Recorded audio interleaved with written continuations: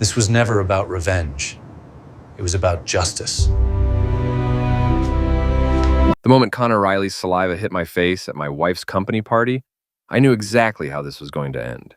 Not well for him. "She's mine at work, Keller. Wait your turn," he said, that smug Boston accent dripping with entitlement as he straightened his $1,000 tie. The entire tech company's executive floor had gone silent. 30-odd people pretending to study their champagne flutes while watching the show. My wife Lena stood 3 feet away, her perfectly styled blonde hair catching the office lighting, wearing that black dress I'd bought her for our anniversary. She didn't even flinch, just sipped her wine and watched me get humiliated like it was Tuesday night television. "By tonight, darling," she said to me, her voice carrying that cold edge I'd been hearing more and more lately. "Connor's been working late on some very important projects." I wiped the spit off my cheek with my sleeve, feeling the eyes of every HR manager, software engineer, and marketing drone boring into me. These people knew Lena as the sharp, ambitious head of human resources who'd climbed from intern to executive in 5 years. They knew Connor as her boss, the vice president of operations with the corner office, and the Porsche in the executive parking spot. They had no idea who I was.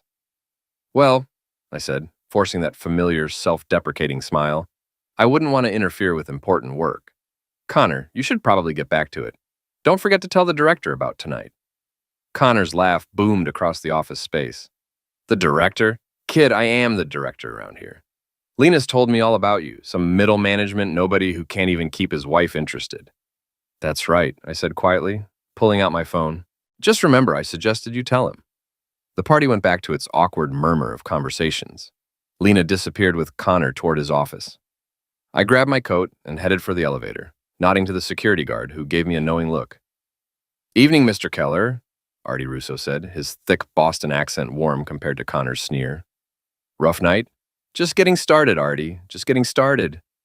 I drove home to our house in Brookline. Well, my house now, I supposed. The mortgage was in my name, after all. Everything was in my name, actually, but Lena had never bothered to ask why a middle management nobody could afford a 4-bedroom colonial in one of Boston's pricier suburbs. The house felt different that night. Empty, not because Lena wasn't there. She'd been working late more nights than not for the past 6 months. It felt empty because I finally understood what I was looking at. The end of something that had been dead for a while. I poured myself 3 fingers of bourbon and sat in my home office, staring at the framed photo of our wedding day. Lena looked radiant. I looked happy.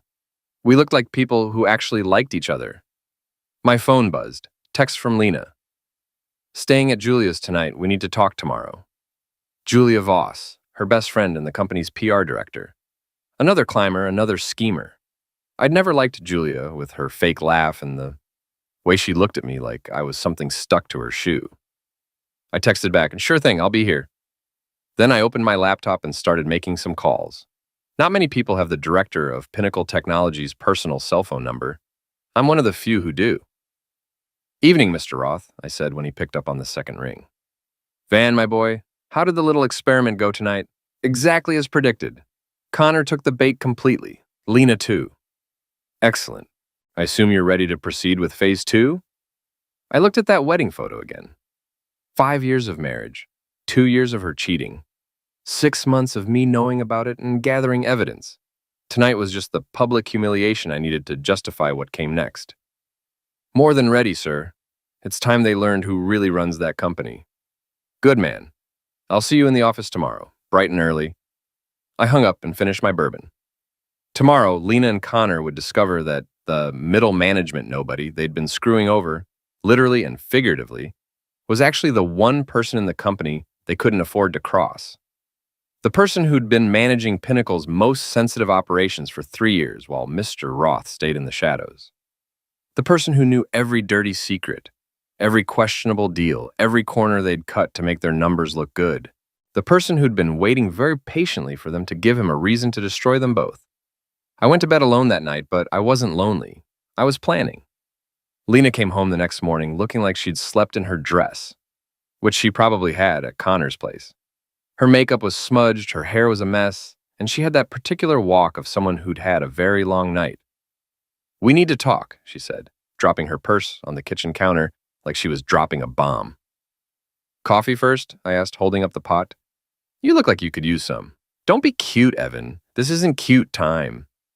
Evan. She only called me Evan when she was about to do something she thought would hurt me. Most people called me Van, short for my middle name, Vance. Lena used to call me Van, too, back when she actually liked me. All right, I said, pouring myself a cup. Talk. She pulled out a manila envelope, the kind lawyers use made for important documents. I want a divorce. Okay. She blinked. Okay? Sure, makes sense. You're sleeping with your boss. You clearly don't want to be married anymore. And honestly, Lena, I'm tired of pretending this is working. Her mouth opened and closed like a fish. This wasn't going the way she'd planned. She'd probably expected tears, begging, maybe some dramatic plea for counseling. I've already filed the papers. My lawyer says with your income versus mine, you'll probably have to pay alimony. I almost laughed. My income, if she only knew. What income are we talking about exactly? I asked. Don't play dumb. Your salary at Morrison Marketing. Morrison Marketing was my cover job. Nice little firm downtown, where I officially worked as a senior account manager, making a respectable but unremarkable $70,000 a year. What Lena didn't know was that Morrison Marketing was wholly owned by a subsidiary of Pinnacle Technologies, and my real salary came from an entirely different source. Right. Morrison Marketing. I signed the papers without reading them. There you go. You're not even going to fight this? Fight what? You want out? You're out. I'm not going to force someone to stay married to me, Lena. I have some dignity left. She looked almost disappointed, like she'd been gearing up for a battle, and I'd just surrendered before the first round. Connor's going to help me find a new place, she said. I'm sure he is. Very generous of him. He's a good man, Evan. Better than you ever were. Now that did make me smile. I'm sure you're right. Connor seems like exactly the kind of man you deserve. She grabbed the signed papers and headed for the door. I'll come by later this week for my things. Take your time. I'll be at work. After she left, I called in sick to Morrison Marketing, not that anyone there would miss me, and drove to Pinnacle's headquarters in downtown Boston. 40-story glass tower, Connor's corner office on the 38th floor, executive parking garage with assigned spaces. I parked in my usual spot in the basement level. Not the executive level. That would have blown my cover years ago. Just a regular employee spot that happened to have direct elevator access to Mr. Roth's private office on the 40th floor. Artie was waiting for me at the security desk. Heard you had some excitement last night, he said, his weathered face creasing into a grin. Ex-Boston PD. 25 years on the force before Mr. Roth hired him to run security. Artie was one of the few people who knew exactly who I was and what I did. Word travels fast. Julia Voss has been calling everyone she knows, telling them about how Connor put you in your place. Says Lena's finally trading up to a real man. Is that what she's saying? That's the polite version. Want to hear the real version? Save it for later. I have work to do. The elevator to Mr. Roth's office required a special key card. I was one of 3 people who had one. Mr. Roth himself, his personal assistant Margaret, and me. Van, Margaret smiled as I walked into the outer office. I heard congratulations are in order. For the divorce? For finally getting to drop the act? I know how much you've hated playing the nobody. Margaret had been with Mr. Roth for 15 years. She knew where all the bodies were buried, sometimes literally. She also made the best coffee in Boston and had a grandmother's way of making you feel better about whatever horrible thing you were about to do to someone who deserved it. Is he in? Waiting for you. And Van, he's excited. I haven't seen him this excited about a project in years. Roth's office took up half the 40th floor. Floor-to-ceiling windows, overlooking Boston Harbor, antique desk that probably cost more than most people's cars, and walls lined with photos of him shaking hands with senators, governors, and CEOs of companies you definitely recognize. Van, my boy. He stood up as I entered, a small, sharp-eyed man in his 70s who'd built Pinnacle Technologies from a 2-person startup into a billion-dollar empire. How are you feeling? Like Christmas morning, sir. Excellent. Margaret, hold my calls. Van and I have some planning to do. For the next 2 hours, we went over the details. Connor's financial irregularities, the expense reports that didn't quite add up, the vendor contracts that seemed to favor companies where he had personal connections, Lena's HR violations, the complaints she'd buried, The settlements she'd authorized without board approval, the way she'd been using her position to eliminate anyone who might threaten her rise. Julia's embezzlement was almost laughably small, a few $1,000s in fake expense reports over 2 years. But embezzlement was embezzlement, and in the corporate world, it was a career butcher. The beautiful thing, Mr. Roth said, is that everything we're going to do to them is completely legal, completely justified, and completely devastating. When do we start? Today. I'm calling an emergency board meeting for this afternoon. By 5 o'clock, the 3 of them will be suspended pending investigation. By the end of the week, they'll be unemployed and unemployable. And Lena? We'll discover that her new divorce settlement isn't quite what she thought it would be. Turns out her husband isn't the nobody she thought he was. I smiled. This is going to be fun. Van, in 30 years of business, I've learned one important lesson. Never underestimate the satisfaction of watching arrogant people get exactly what they deserve. The Pinnacle Technologies emergency board meeting was called for 4 o'clock. By 3:30, word had spread through the office that something big was happening. Connor, Lena, and Julia were all summoned to the 39th floor conference room. I wasn't invited to the meeting, officially. Ladies and gentlemen, Mr. Roth began, his voice carrying that quiet authority that had built empires. We have some serious issues to address. I watched from the observation room next door, a little-known feature of the conference room that Mr. Roth had installed years ago for exactly these situations. Artie sat beside me, munching popcorn like we were at the movies. "This is better than Netflix," he whispered. Connor sat at the head of the table like he owned the place. Lena was to his right, perfectly composed in a fresh outfit and new makeup. Julia flanked Lena's other side, the 3 of them presenting a united front against whatever crisis they thought they were about to weather together. The 7 board members looked grim. They'd been briefed an hour earlier. "It has come to our attention," Mr. Roth continued, "that there have been serious violations of company policy, financial irregularities, and potential criminal activity within our executive ranks." Connor straightened up. "Sir, if this is about the Henderson contract, I can explain. Mr. Riley, you'll have your chance to speak. Right now, I'm talking." Mr. Roth's voice could have cut glass. Over the past 6 months, our internal audit team has discovered a pattern of expense fraud, vendor kickbacks, and HR violations that trace directly to this table. Lena's face went pale. Julia started fidgeting with her pen. "The Henderson contract is just the beginning, Mr. Riley. There's also the Brennan Group deal, the software licensing agreement with Coastal Systems, and the very interesting consulting payments to Emerald City Solutions, a company that, upon investigation, appears to exist solely to funnel money into your personal accounts." "That's ridiculous," Connor said, but his voice had lost its swagger. "I don't know what kind of information you're getting, but the information comes from our Director of Special Operations, who has been investigating these irregularities for the past 18 months. All 3 of them looked around the table, trying to figure out which board member was the mysterious director they'd never heard of. "Ms. Grant Keller," Roth turned to Lena, "your department has settled 17 misconduct harassment complaints in the past 2 years without board approval, authorized payments totaling over $200,000, and systematically eliminated any employee who raised concerns about executive conduct." Lena's composure cracked. "Those were legitimate HR decisions made to protect the company. From what? Accountability? Justice? Or just from having to explain why you were covering for your lover's behavior?" The room went dead silent. "And Ms. Voss," Mr. Roth's attention shifted to Julia, "your creative expense reporting might seem small compared to your colleagues' activities, but fraud is fraud. Fake conference fees, phantom client dinners, and my personal favorite, billing the company for your weekend trip to Martha's Vineyard as a team-building exercise, when the only team involved was you and your yoga instructor." Julia looked like she was going to be sick. "Now," Roth said, "I'd like you all to meet the person who uncovered this information." He pressed the intercom button. "Van, would you join us, please?" I walked into the conference room, enjoying the looks of absolute shock on their faces. Connor's mouth actually fell open. Lena looked like she'd seen a ghost. Julia just stared.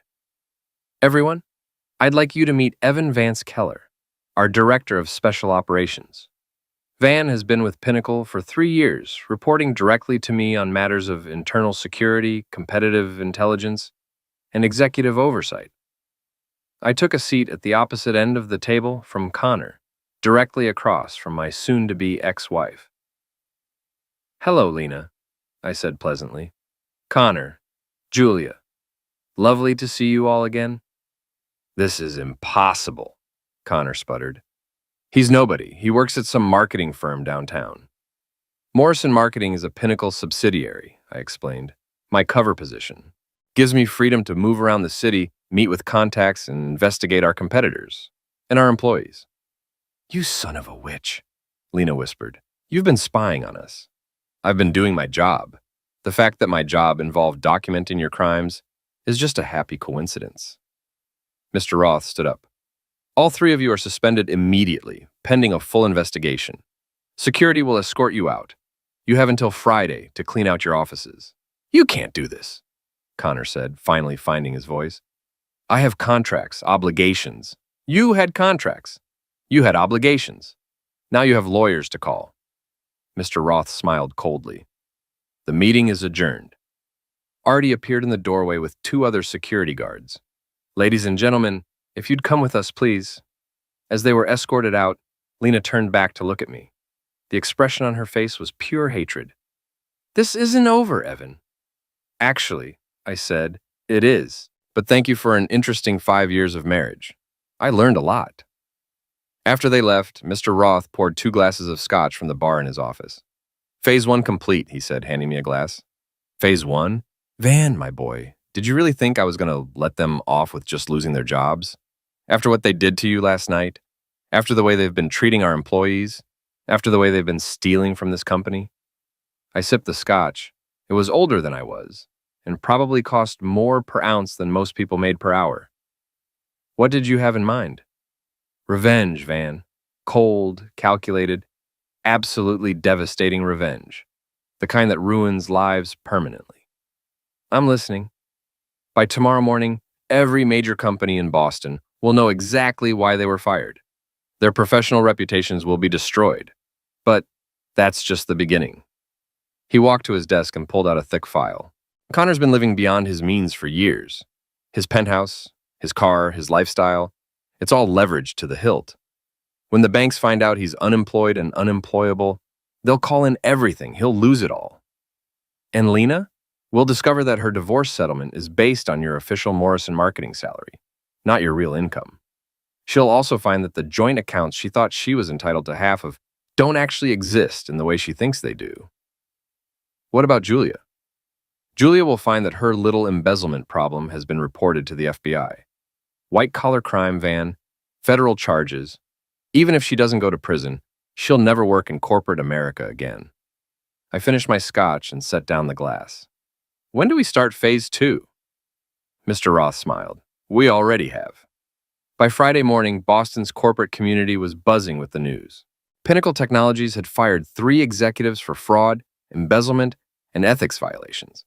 The story made the business section of the Globe, with quotes from sources close to the investigation about the scope of the misconduct. Julia was the first to crack. She showed up at my house Thursday night crying and begging. "Van, please," she sobbed on my doorstep. "I know we've had our differences, but you have to help me. The FBI called today. They wanted to interview me about expense report fraud." "That sounds serious," I said, not inviting her in. "It was only a few $1,000s over 2 years. Everybody does it. You know how corporate expenses work." "Actually, Julia, I don't. I've always been very careful about my expense reports. Accurate to the penny. Please, I'll lose everything. My job, my reputation, maybe even go to prison. All for a few dinners and a weekend trip. You should have thought about that before you stole from the company." "I wasn't stealing. I was just creative with the categories." "That's literally the definition of stealing, Julia." She tried a different approach. "What if I told you things about Lena? Things you don't know? Like what? Like how she's been planning to leave you for over a year? Like how she and Connor have been laughing about you, calling you pathetic, making jokes about how easy you were to fool? Tell me something I don't already know." "She's pregnant." That stopped me cold. "What?" 2 months. She doesn't know if it's yours or Connor's, but she's hoping it's his. She wants to start fresh with a real man, she said. I felt something cold settle in my stomach. Not jealousy, I was long past that.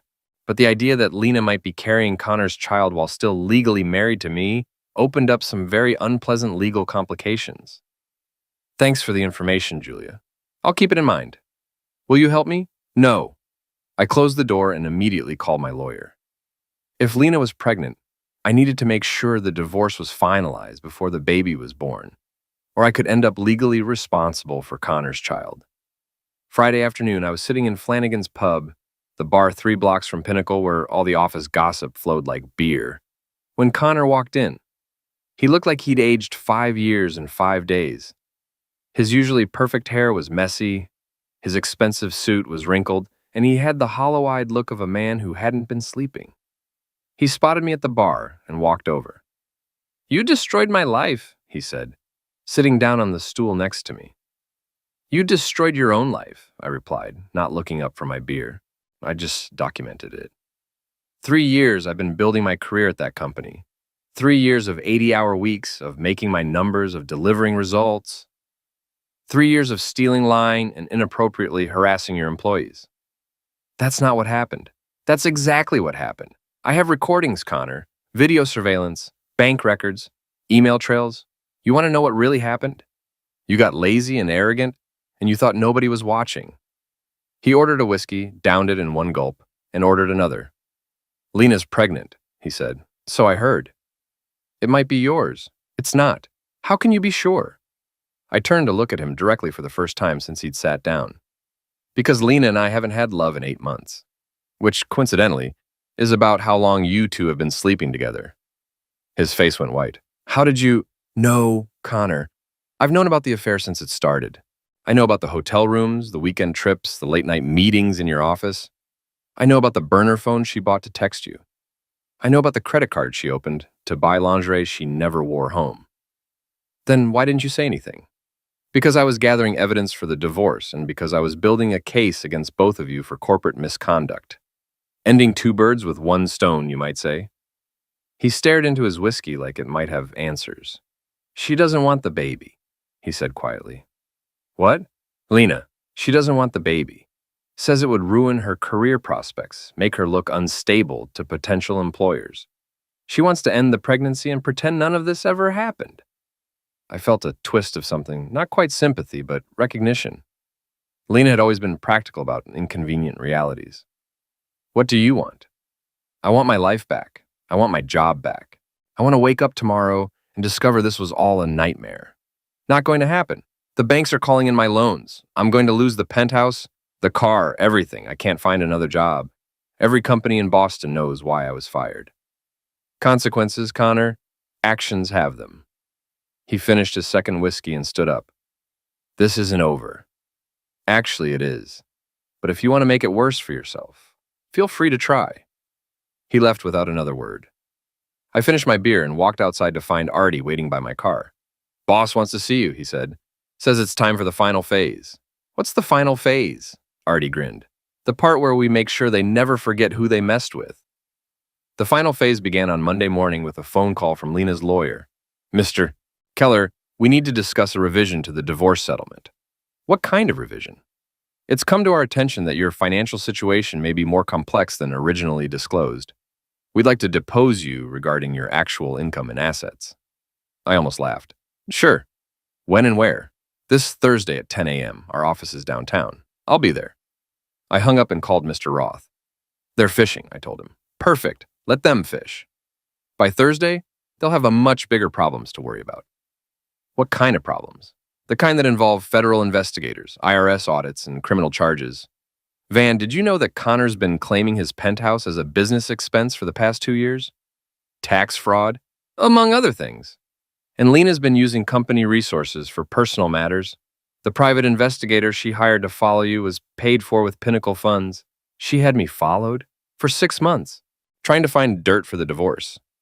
Ironically, if she'd been better at it, she might have discovered who you really were before it was too late." Tuesday morning brought news that Julia had been arrested. Federal charges for wire fraud and embezzlement. Her mugshot was in the Globe's online edition by noon. Wednesday, Connor's penthouse went into foreclosure.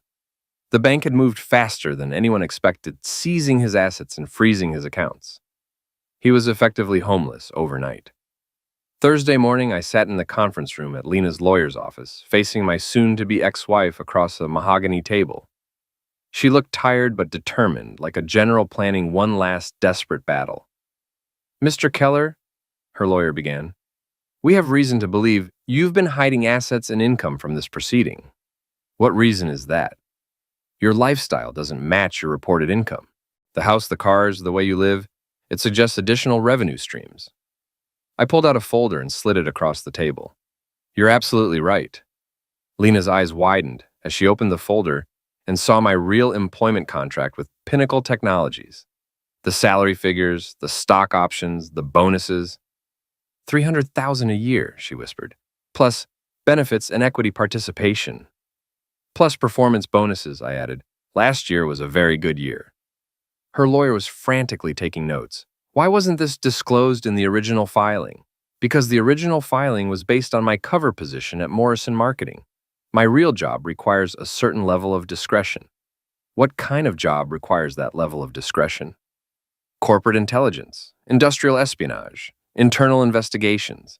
The kind of work that requires people to think you're nobody important."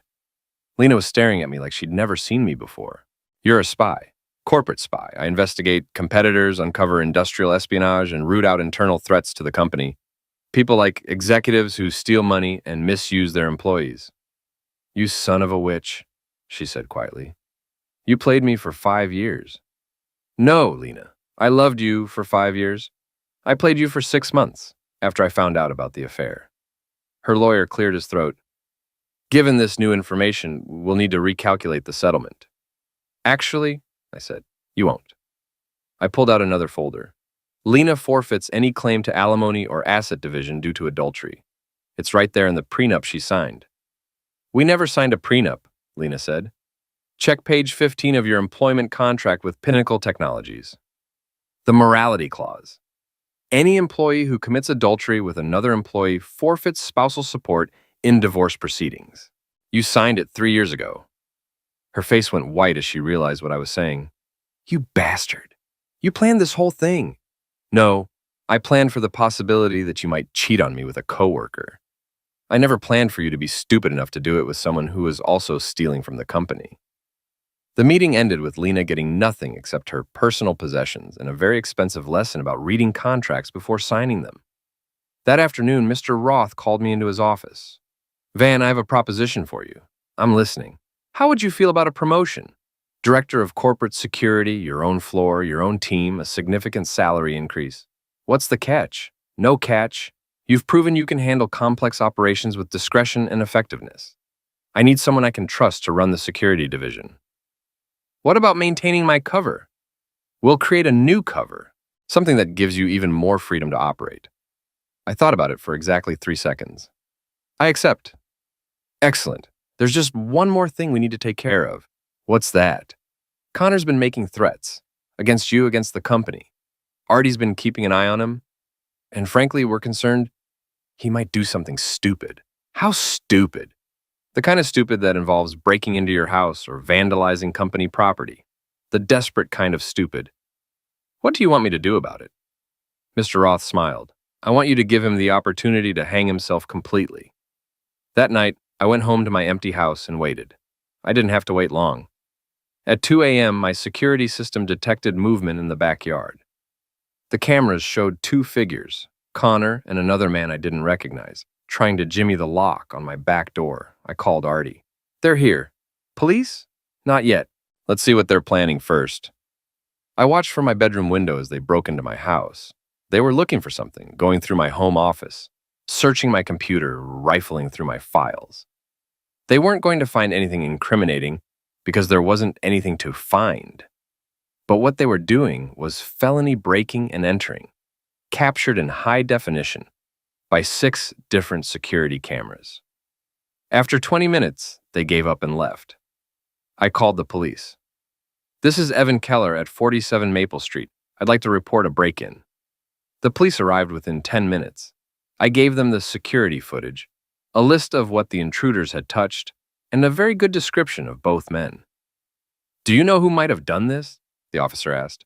"I have an idea," I said. "My ex-wife's boyfriend. We've been having some difficulties." By Friday morning, Connor was in jail. Breaking and entering, criminal trespass, and violation of a restraining order I'd filed the day before. His bail was set at $50,000. Money he no longer had. Lena came to see me that afternoon.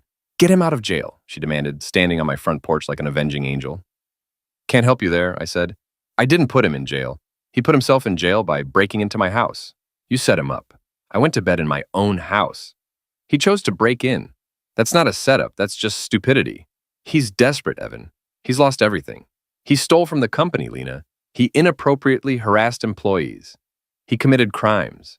The fact that there were consequences doesn't make him a victim. What about the baby? What about it? It's yours." I looked at her for a long moment. "No, it's not." "How can you be sure?" "Because I had a vasectomy 2 years ago, Lena. Right after you started talking about wanting children, and I realized I didn't want them with you." The color drained from her face. "That's impossible. Check with Dr. Morrison at Mass General. I'm sure he has records." She sat down heavily on my front step. "You've thought of everything." "I've been careful, there's a difference.